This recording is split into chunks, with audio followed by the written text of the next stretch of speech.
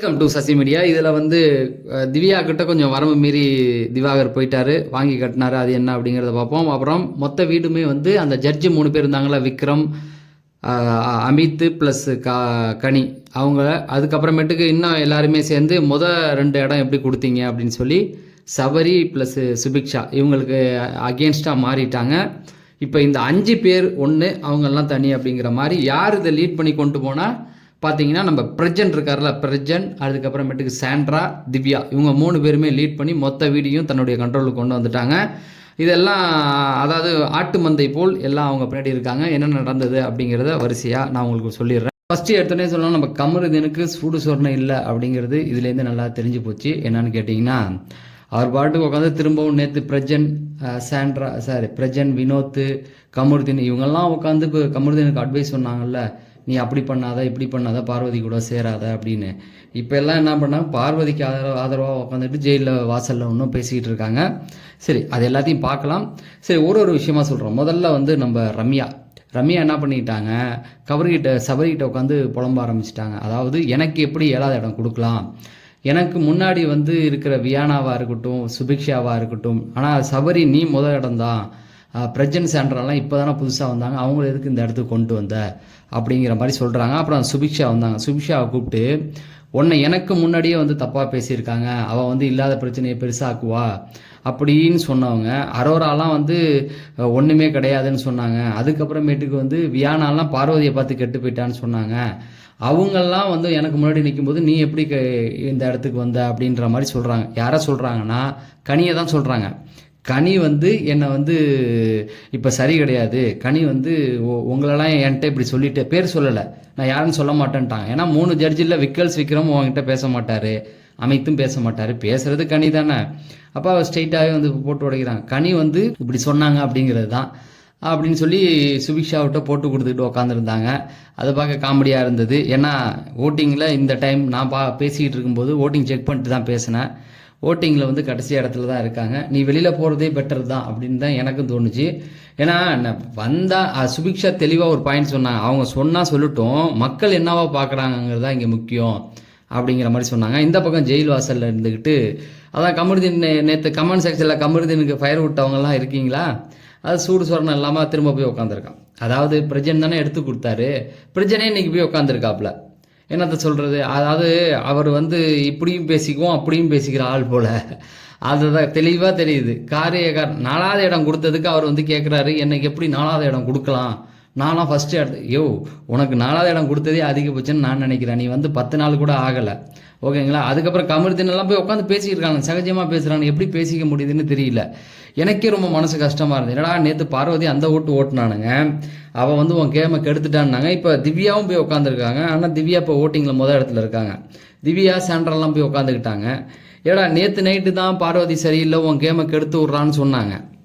திரும்பவும் கமருதீனோட போய் உட்காந்துட்டு அதை பேசலாமா, அது ஜாலியாக நீங்கள் பேசுங்க, தப்பு கிடையாது. அதை நான் சொல்கிறேன். ஏன்னா வீட்டுக்குள்ளே எல்லாருமே அங்கே இருந்து தான் ஆகணும், ரைட்டா, அதை நான் ஒத்துக்கிறேன். ஆனால் நீ கமருதீனுக்கு ஒரு அட்வைஸ் சொல்லிவிட்டு அதே கமருதீனோட போய் உட்காந்து நீ பேசுறது தப்பு இல்லையா அப்படின்னு தான் தோணுச்சு. அதை அப்படியே கட் பண்ணால் இது பார்த்தீங்கன்னா ஒரு குரூப்பையே சாண்ட்ரா பிரஜன் திரட்டிட்டு ஜெயில் வாசலில் போய் உட்காந்துக்கிட்டாங்க. உள்ளே பார்த்தீங்கன்னா அரோரா, சுபிக்ஷா, ரம்யா, சபரி பெட்ரூமில் உட்காந்துருக்காங்க சூப்பர் டிலைக்ஸில்.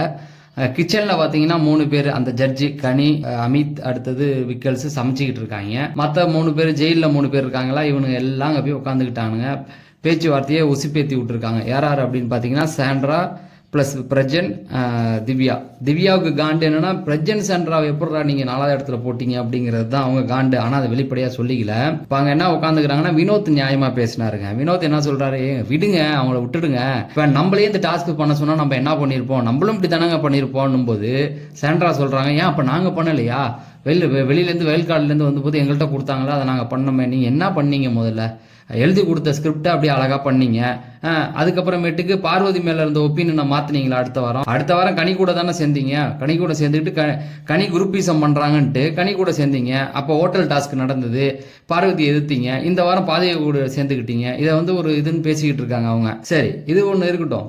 அதுக்கப்புறமேட்டுக்கு பார்த்தீங்கன்னா அவங்க பிஆர் ரூட்டு தானா, ஓட்டிங்கில் முன்னாடி போயிட்டு இருக்காங்கல்ல, பிஆர் ரூட்டு தானா நான் கேள்விப்பட்டேன். ஆனால் இப்போ அதை அடுத்த வீடியோவில் சொல்கிறேன். அடுத்தது பார்த்தீங்க அப்படின்னா திவ்யா ஏஞ்சிக்கிட்டாங்க. திவ்யா என்னன்னா, முதல் இடத்துல சவரிக்கு எப்படி கொடுப்பீங்க, ரெண்டாவது இடம் எப்படி கொடுப்பீங்க, எனக்கு வந்து 9வது இடம் ஓகே, ஆனால் முதல் 2 இடம் எப்படி கொடுத்தீங்க, அது என்னால் ஏற்றுக்க முடியல, என்னால் இந்த டாஸ்க்கு பண்ண சொன்னாங்கன்னா நான் பண்ணியிருக்க மாட்டேன், முடிவு எடுக்க முடியல. அப்போ வினோத் கேட்டார், ஏங்க உங்களால் முடியலன்னா அப்புறம் நீங்கள் என்னங்க பண்ணியிருப்பீங்க, என்னாலலாம் நான் டாஸ்க்கு பண்ண மாட்டேன்னு சொல்லியிருப்பேன். டாஸ்க்கு பண்ண முடியாதுன்னு சொல்கிறதுக்கு நீங்கள் எதுக்கு பிக் பாஸ் வீட்டுக்குள்ளே வர, அதான உண்மை. என்னால் இது முடியலன்னா பண்ண முடியாதுன்னு சொல்லியிருப்பேன். சரி, கேப்டன்சி டாஸ்க் வந்தபோது என்ன பண்ணீங்க, யாராவது கேட்டால் அது நான் கேப்டன், நான் தான் பண்ணுவேன்னு ஒரு சர்வாதிகாரம் தானே பண்ணீங்க.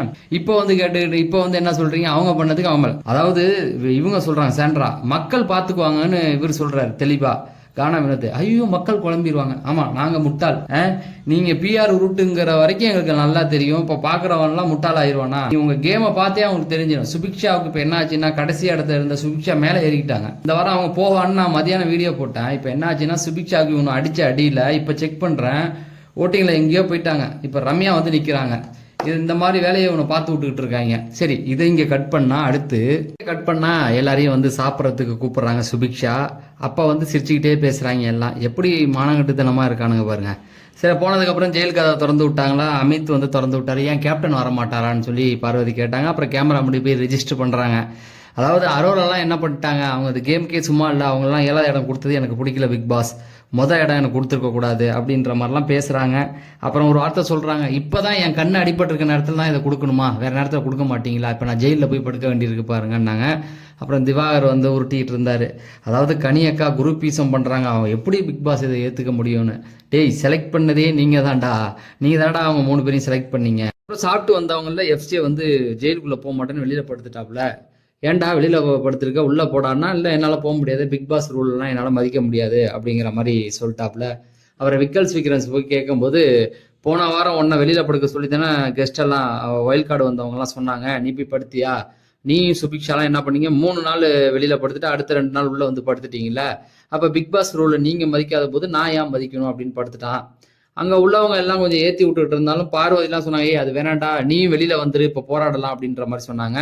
நான் ஏற்கனவே போன வாரமே சொல்லிட்டு இருந்தேன் நம்ம வீடியோவில், எஃப்சியை வந்து திவ்யா பக்கம் முழுசா சாஞ்சிட்டான், திவ்யா அப்படியே இந்த பக்கம் வர நினைக்கிறான், கனி குரூப்ல இருக்க விரும்பல அப்படிங்கிறத சொன்னா, ஆல்ரெடி இன்னைக்கு அந்த பிரச்சனை வந்துருச்சு. கனியை விட்டு கொடுத்துட்டாப்ல, கனியை விட்டு வந்து அவங்களுக்கு அகேன்ஸ்டா பேசிக்கிட்டு இருக்காப்ல. அவங்க திட்டுறதுக்கு இவங்க சிரிச்சுக்கிட்டு இருக்கா. திவாகர்லாம் கனியை கண்ணாமண்ணான்னு திட்ட சிரிச்சுக்கிட்டு இருக்கான். ஆக மொத்தம் அவன் கனி குரூப்ல இருந்து வெளில வந்துட்டான். பிளஸ் சபரிக்கும் எதிராகவும் நிற்கிறான். இப்போ வெளியில வந்துட்டு என்ன சொல்றான் அப்படின்னு பார்த்தீங்கன்னா, நான் வந்து அங்கே போக விரும்பல அப்படிங்கிற மாதிரி. அப்போ விக்கல்ஸ் வந்து கேட்ட உடனே அவர் அப்படி சொல்றாரு, நீ அப்படி பண்ணியே, நீ பண்ணது மட்டும் சரினா நான் பண்ணது சரியான்றத தூக்கி போட்டேன். அப்புறம் வீட்டில் உள்ள 5 பேர் இப்போ என்ன ஆச்சு அப்படின்னு பார்த்தீங்கன்னா, இந்த எல்லாருமே அகேன்ஸ்ட் ஆயிட்டாங்க. அந்த 5 பேருக்கு அந்த ஜட்ஜி 3 பேர் முதல் 2 இடத்துல இவங்களை ஏன் போட்டேன்னு ஆயிட்டாங்க. அவங்க கூலாக தான் இருக்காங்க, ஒன்றும் பிரச்சனை இல்லை. இன்னைக்கு வந்து என்னாச்சு, இன்னைக்கு வந்து வியாழனா, நாளைக்கு ஒரு நாள் விஜய் சேதுபதி வந்து இந்த வாரம் செம்ம அடி இருக்குது, அதுல நிறைய பேருக்கு இருக்குது. அதை உடைச்சு விட்டு அவங்கள தனிச்சு அவங்கள கேம் விளையாட வைக்கிறதுல தான் அந்த இதுவே இருக்கு. இப்ப என்ன பண்றாரு, அதுக்கப்புறம் சபரி வர சொல்லு, பார்வதி தான் ஓவரா சீனை போடுவாங்களே, அவன் வரமாட்டானா, அவன் வந்து பேச மாட்டானா, அவனை வந்து பேச சொல்லு அப்படின்னு. இதுவே அவளை வந்து பேச சொல்லு நம்ம ஏதாவது பேசியிருந்தோம்னா, ஒரு பொம்பளைய எப்படி நேஷனல் டெலிவிஷன்ல வச்சு இவன் பேசலான்னு, அந்த மாதிரி அவன் ரொம்ப கேவலமா பேசுறாங்க. அதுதான் ரொம்ப கஷ்டமா இருக்குது. உனக்கு ஒருத்தவங்களை பிடிக்கலையா, உனக்கு அவன் என்ன மரியாதை கொடுக்குறான் அதையே நீ கொடு. உன் கண்ணில் அடிபட்டிருக்கா, ஓகே, அதை வந்து விஜய் சேதுபதி வந்து பார்ப்பாரு, பார்க்காம இருக்க மாட்டாரு, அட்ரஸ் பண்ணுவாரு இல்லையா. உனக்கு அப்படியே அநியாயம் நடந்த மாதிரி வெளியிலலாம் பொங்கிட்டு இருக்காங்க, ஒன்றும் கிடையாது. விஜிஎஸ் வருவாரு, கண்ணுக்கு கீழே அவங்களுக்கு பெரிய அடி, அது நல்லாவே தெரியுது. அதை கண்டிப்பா அட்ரஸ் பண்ணாம போனா அவரை போட்டு வெளியில கிழிச்சு எடுத்துருவாங்க. அதனால அவர் வந்து கேட்பார், கேட்காமலாம் போக மாட்டாரு. யாரும் ரொம்பலாம் வருத்தப்படாதீங்க, தப்பு இருந்தா கண்டிப்பா அட்ரஸ் பண்ணிட்டு தான் போவாங்க. சரி, இதை பேசின உடனே அதுக்கப்புறம் வந்து சவரி பேசின உடனே அப்ப கேட்கிறாரு, நீ வந்து இந்த வாரம் வந்து விஜய் சேதுபதி கிட்ட இதை பத்தி பேசணும், அவன் வெளியில தூங்கினான்ல அதை பேசணும், இதையும் பேசு அப்படின்னா. சரி அப்படின்ட்டு வந்துட்டாச்சு. இதை நீ திவ்யாட்டெல்லாம் விட்டு சொல்லி இருக்கணும். அவங்க கேப்டனா இருந்தாங்களா, அவங்களே ஒழுங்கா அப்ப பண்ணல இல்ல, எல்லாம் இவன் வாட்டர் மில்லால திவ்யா பக்கம் சேர்ந்துட்டாங்க. அந்த பக்கம் இருக்கவனுங்கெல்லாம் அப்படியே பிரஜன் மேல சேர்ந்துட்டாங்க. பிரஜன் சென்ட்ராவை இந்த வாரம் ரோஸ்ட் பண்ணாதான் இந்த கேம் கரெக்டான திசையில் போகும்.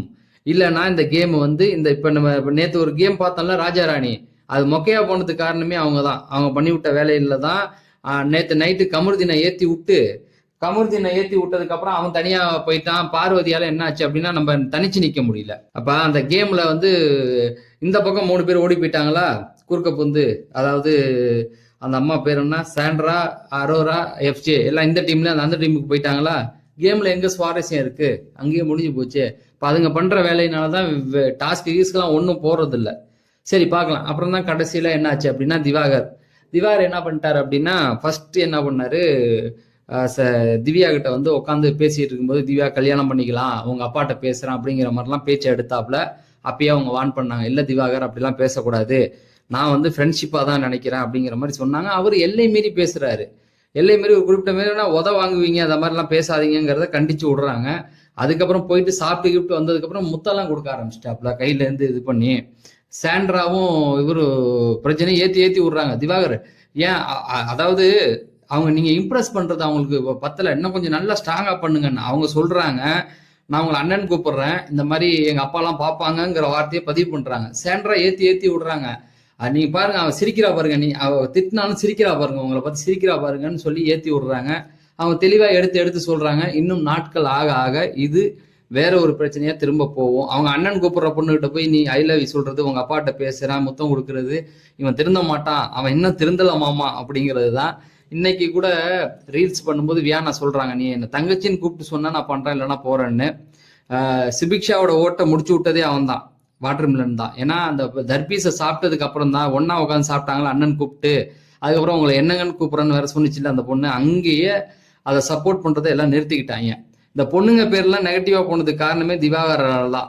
ஸோ திவ்யாவுடைய ஓட்டை முடிச்சு விடுறான்னா அவன் வரம்பு மாரி தான் போறான். அவங்களும் எச்சரிக்கிறாங்க, என்னைக்கு கடுப்பாக போறாங்க அப்படிங்கிறது தெரியல. இவ்வளவுதான் மிட் நைட்ல நடந்தது. இதுக்கப்புறம் மிட் நைட்ல பாக்குறது வேஸ்ட்னு ஆயிடுச்சு. ஏன்னா இந்த 5 பேர் தனிச்சு போய் இப்ப படுத்துட்டாங்க. இவனுங்க நின்று இதுக்கப்புறமேட்டுக்கு பொறணி தான் பேசுவானுங்க தெரிஞ்சு போச்சு. அதுவும் என்ன சொல்லுவாங்க, அவனும் அப்படி பண்ணிட்டானுங்க இப்படி பண்ணிட்டானுங்கன்னு இந்த சாண்ட்ராவும் பிரச்சனையும் ஏத்தி தான் விடுறாங்க. எல்லாரையும் ஏத்தி விட்டு அடிச்சு விட்டு வேடிக்கை பாக்குறாங்க அப்படிங்கிறது தான். சரி, நாளை காலையில் 6 மணிக்கு ஓட்டிங் கொடுத்துருவோம். அதை தெரிஞ்சு நம்ம சேனலை சப்ஸ்கிரைப் பண்ணுங்க அப்படின்னு சொல்லி நான் விடைபெறுறேன். நன்றி, வணக்கம்.